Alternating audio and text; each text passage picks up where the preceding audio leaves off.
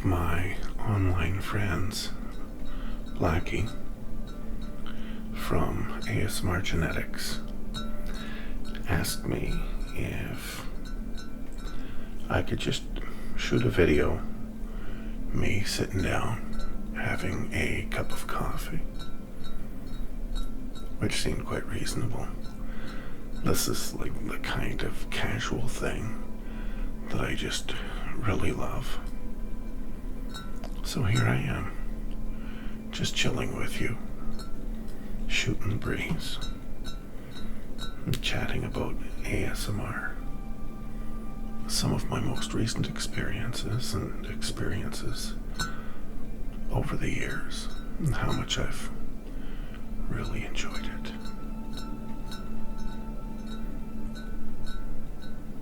And today we're going with the cup of coffee.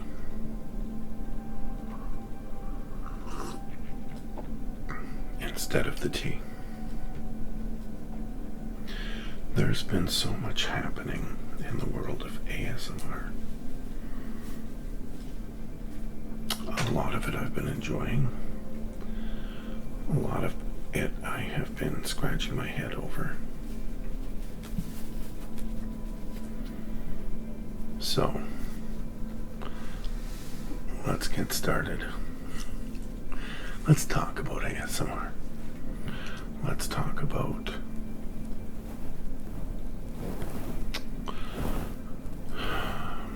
what it was like the first time I heard a real ASMR video. I jumped out of my skin. I had no idea I was going to be in that 10 percentile of the population that seems to be affected by autonomous sensory meridian response. I'm very fortunate because up until that point I had been taking sleep medication to get to sleep, and when I discovered ASMR,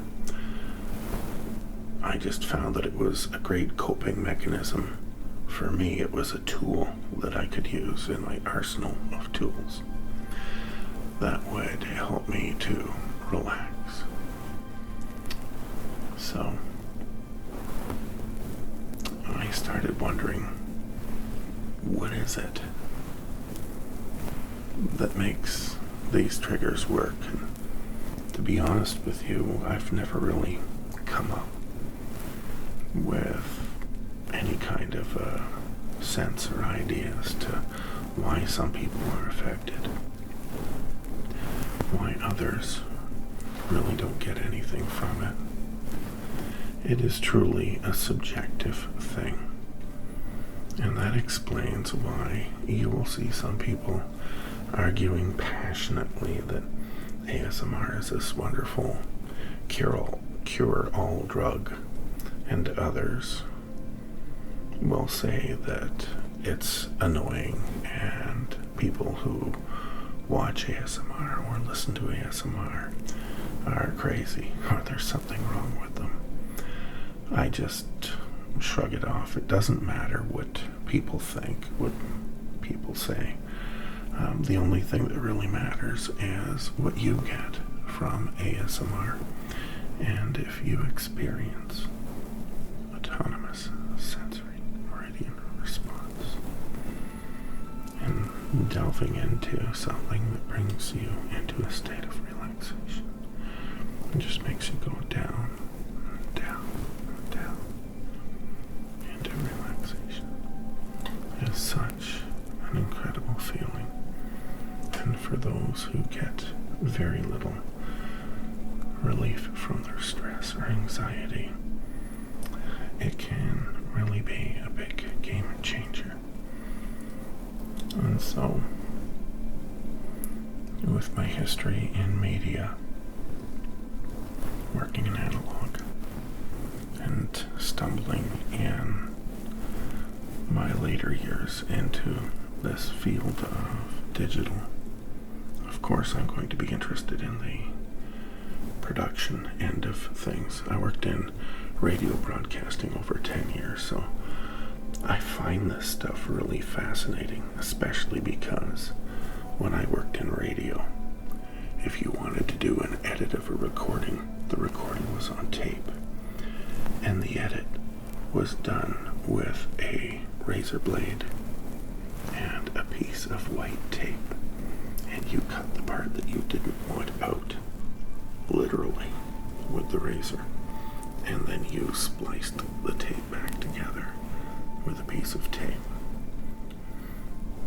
It seems barbaric compared to what we see nowadays with digital recordings and being able to cut a piece out in a fraction of a second, add special effects like the sound of waves or a piece of music, and having all sorts of different tracks.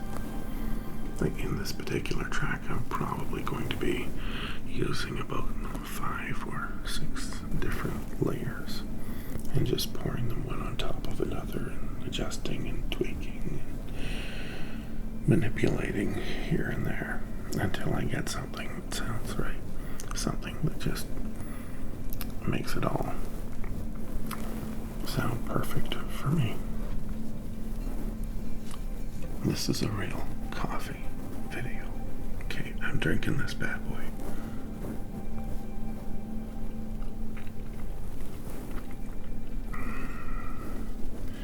And coffee's going to come into this. At least that coffee cup is going to come into play later on in the video as well. So I bumped into all of these amazing ASMR producers and fell in love with a whole boatload of them. I'm happy to say the great majority of ASMR producers that I found absolutely stunning in their production work, I still follow to this day. They're just really nice people, and I've enjoyed going into chats with premiers or on Twitch and writing messages back and forth and joking and clowning around. Yeah, if you've never chatted with me on a board, I do like to joke around a lot, and I do like to play the clown, and I do like to make people smile and laugh or roll their eyes or groan so loudly with a really horrible dad joke that they actually start to giggle. That is my whole thing in life. That's what I like to do. And combining that as a part of the ASMR hobby, it's no wonder I don't produce very many videos. I just love the producers so much. Having said that, okay, keep in mind what I said. The great majority of producers that I started following,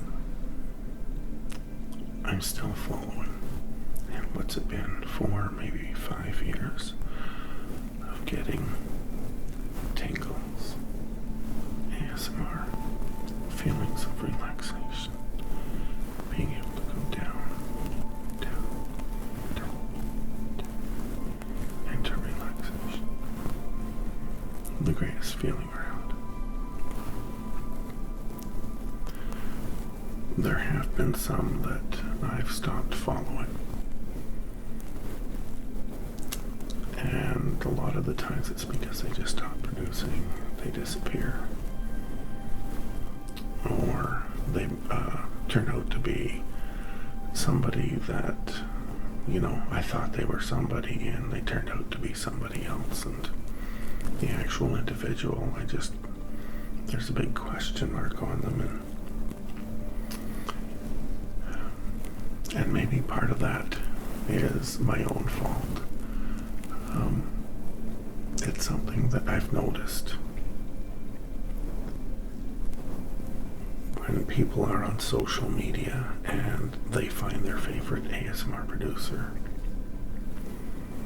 they so often put them on pedestals. And we are all human. We all have our warts. When you are a social media personality, people can put you higher up, not realizing you're only human. And most of the time, when I see that happening, the producer never asked for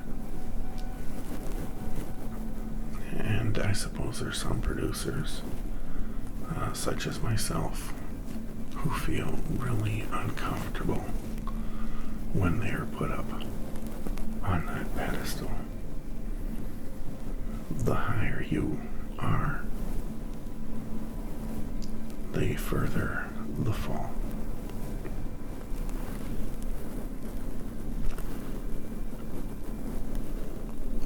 And people don't really know what we're like off of a microphone.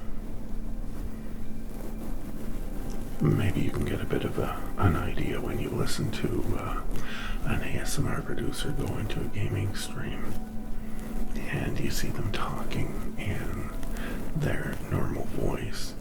That is your first sense that, hey, there's something more to that individual. I'm not saying that these people that you really admire are fake or phony. I'm just saying that there's more to them and that we're all human. And putting them up on a pedestal really isn't very fair to them. Most of the time, they're just hobbyists, such as myself. There is a difference between going crazy over excellent work or an excellent production and going crazy over the individual person. So please keep that in mind when you watch an ASMR producer. You're seeing a snippet of who they really are.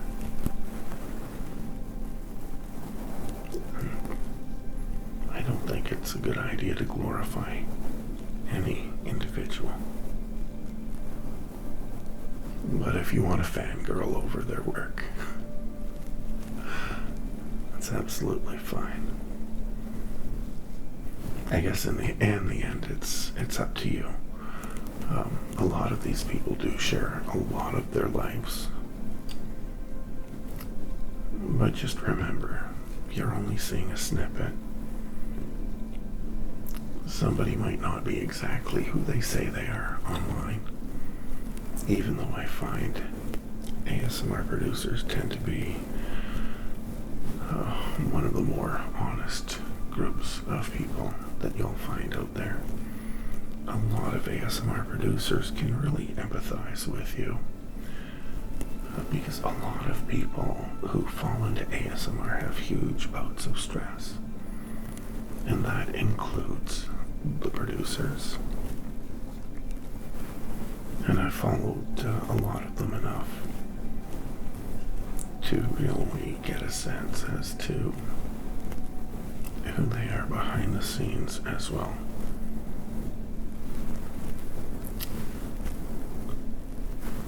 And I really have to say that I admire what these people are doing, that they are using their own weaknesses in order to strive to find something that helps them out and helps other people out. Because face it, I mean, if you can help somebody out, odds are that's going to make you feel better about yourself as well.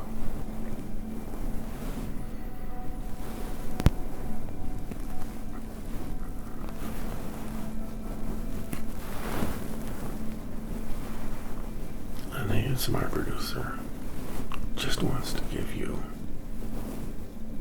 a really nice video or audio file that will bring you into a state of relaxation.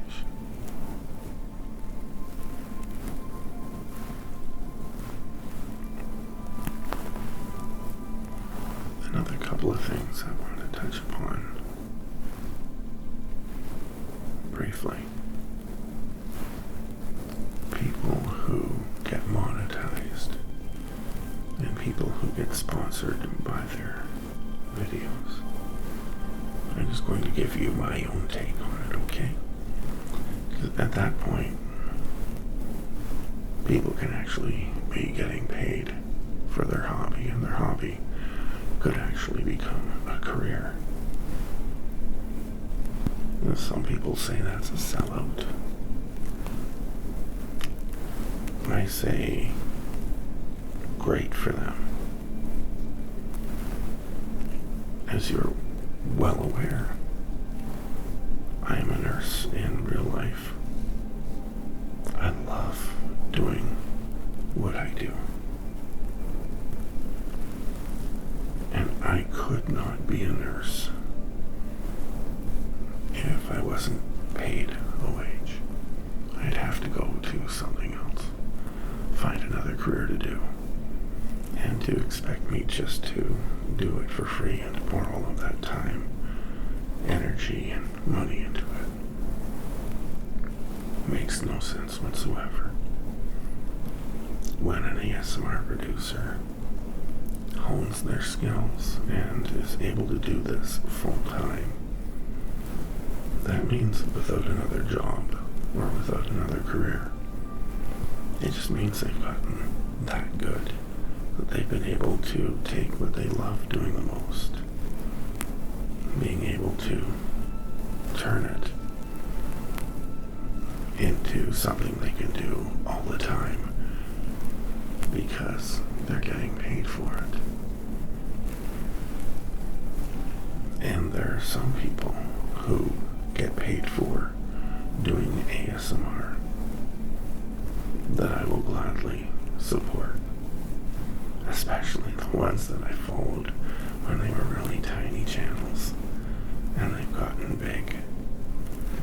I think that's incredible. I don't think that's anything for me. This is really just a fun hobby. And I'm really having a blast getting to know everybody in the ASMR community and my subscribers who head on over to Twitter and who bump into me all the time on Twitch. I really love you guys. You're so much fun. It's always a blast to be able to meet your own viewers. I think that's why I love the premieres so much.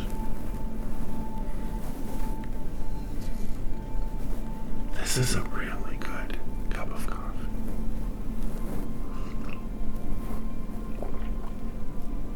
And in case you haven't realized it, I'm wearing my favorite shirt right now. The one that I got from Luna Eclipse ASMR. She has her own merch. And ASMR producers will have merchandise for sale frequently. But for the most part, it is not a big money generator. It's just a part of the hobby. So for the ones who are monetized, for the ones who are getting sponsorships, great job. I am so amazed and so impressed with you folks. And for the ones who are just going to keep doing this as a hobby like me, go ahead and enjoy. It's a great way to meet people, to socialize, how to test your creative energies, to learn more about ASMR, and to learn how to produce, and to learn how to help others relax. Another thing about ASMR is, and I said it at the beginning, this is a tool. It's a tool that I use for relaxation. This isn't any kind of psychiatric treatment or something that a psychologist prescribes. This is something that, give it a try. If you like it, if you find it relaxing, then that's great. It's a tool. Add it to the arsenal.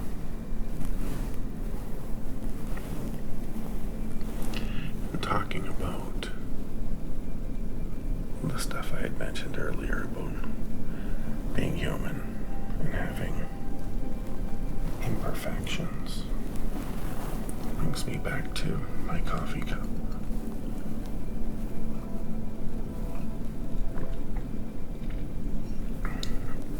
That coffee cup dates back to my last relationship that did not work out. And I make a lot of jokes about relationships and one-liners and singers.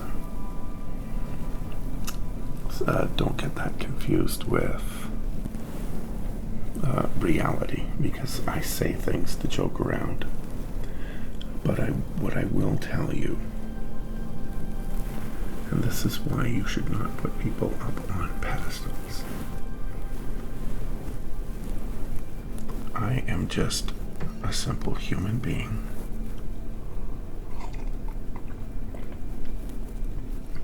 And that coffee cup is a reminder to me that I have made mistakes as well. And that there's always enough blame to go around for two. So don't put me on any pedestal. Remember that I'm just a human being, and I'm here to have some fun, to spend some time with you.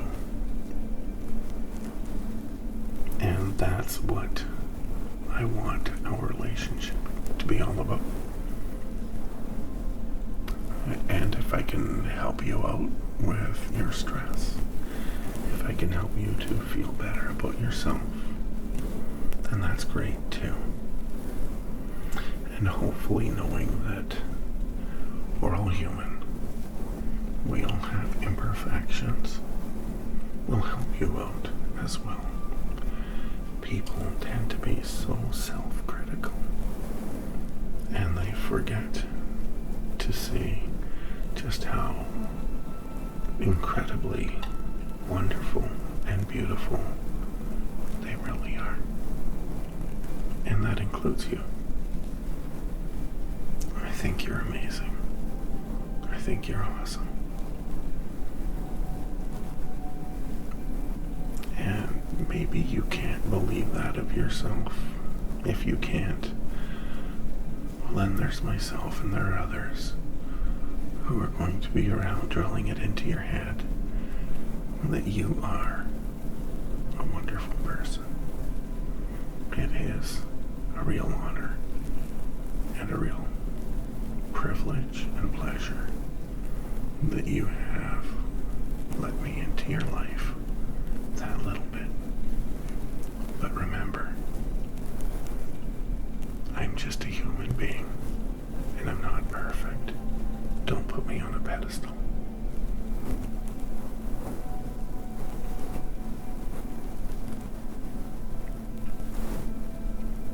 I hope you have a great night. Thank you for coming out this evening.